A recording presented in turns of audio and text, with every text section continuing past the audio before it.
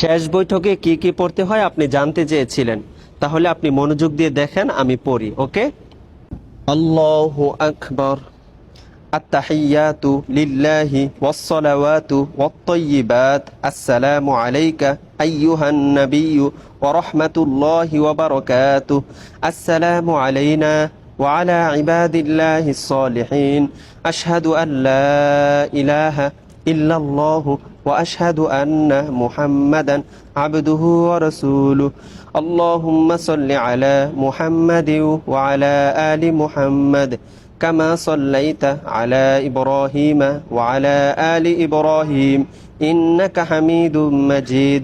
আল্লাহুম্মা বারিক আলা মুহাম্মাদিন ওয়া আলা আলি মুহাম্মাদ كما باركت على إبراهيم وعلى آل إبراهيم إنك حميد مجيد. اللهم إني ظلمت نفسي ظلما كثيرا ولا يغفر الذنوب إلا أنت فاغفر لي مغفرة من عندك وارحمني إنك أنت الغفور الرحيم. السلام عليكم ورحمة الله. السلام عليكم ورحمة الله. এভাবেই পড়তে হবে। ওকে। আর এই ভিডিওটি সবার কাছে শেয়ার করে দাও ইনশাআল্লাহ।